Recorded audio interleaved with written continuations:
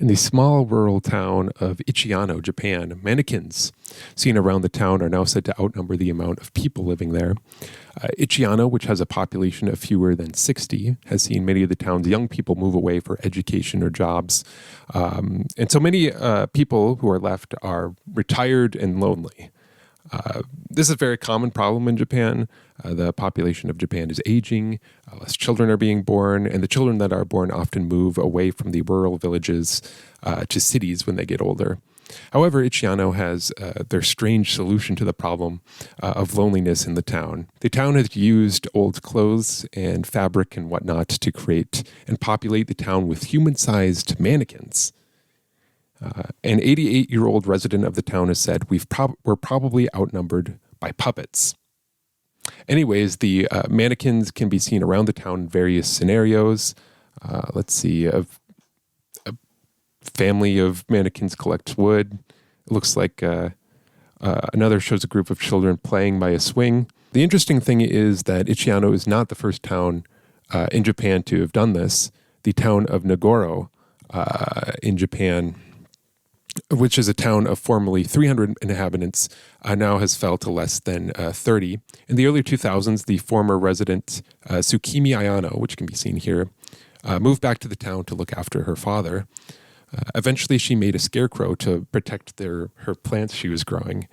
And she just happened to make the scarecrow in the likeness of her father, just for fun, I guess. But then she started making more scarecrows. By 2016, she estimated that she had made over 400 scarecrows, which now populate the village.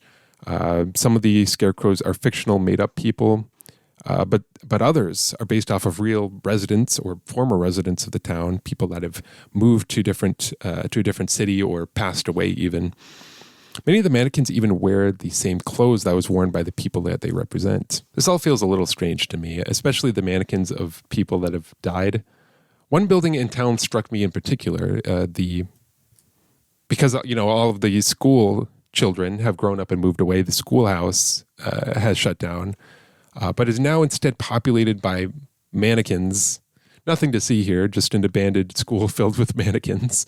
Yeah, imagine just being lost in the middle of the night driving your car, and you pull into this random town to ask for directions, just to see if there's anyone around, to ask for directions. But you stop your car and you look around, and all you can see is mannequins. Yeah, I'd probably keep going at that point. To be fair, Ayano said that she isn't doing this because she's lonely. It's just because she likes it, I guess. But it's still kind of sad, right?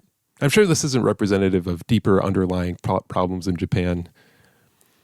Anyways, a woman from Washington recently called 911 after her house was surrounded by over 100 hungry raccoons.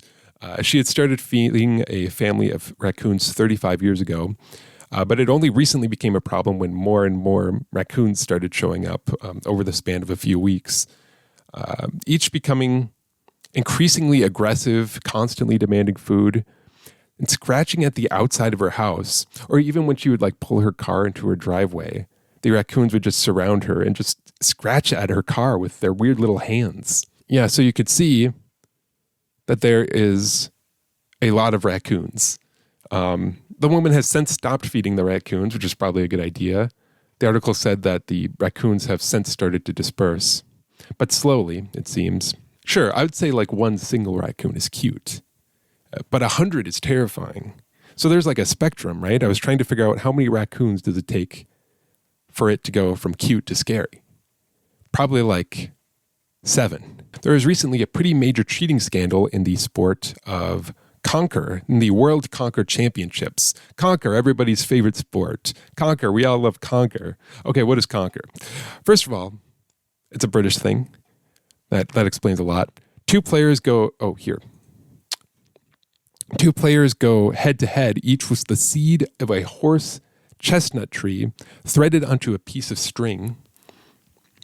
The players then take turns striking each other's conker until one breaks. I think we have some video that we can look at. So one player will dangle their conker, and the other player will use their own conker to try to hit it. And the first conker to break loses. Anyways, the winner of this year's men's Conker Championship, David Jenkins, also known as King Conker, who's competed in the Conker Championship since 1977. This is his first time winning, by the way. He was plunged into controversy when a fake steel horse chestnut was discovered in his pocket, which obviously would have made it easier to break his opponent's chestnuts. I guess during the actual competition, he also destroyed some of its opponent's chestnuts in one hit, like first try, which is not impossible to do fairly, but I guess it made some of his competitors suspicious. So did King Conker cheat after being jaded by losing Conker championships for more than 50 years in a row? Nope. They did an investigation. And after reviewing video evidence, Jenkins was cleared of wrongdoing. They somehow determined it would have been impossible for Jenkins to have switched the normal Conker he was given for the one in his pocket.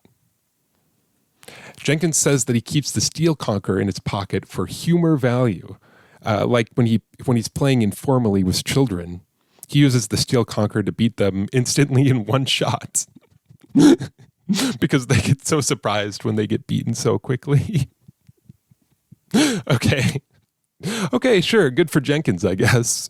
Let's move on to our last article, which is a really good article, as the last article usually is on this show.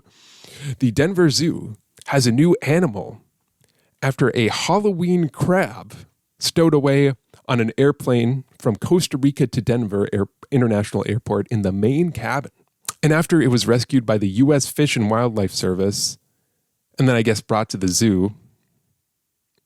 But anyways, it's called the Halloween crab because of its spooky colors. It's not uncommon for zoos to rescue animals in unusual circumstances. For example, the Denver Zoo has also rescued 2 raccoons named Pecan and Cashew, who both have leucism, a form of pigment loss, which would have made their odds of survival in the wilderness greatly diminished, So good for those raccoons. It comes full circle on this weird news report. Anyways, that's all the news. Bye.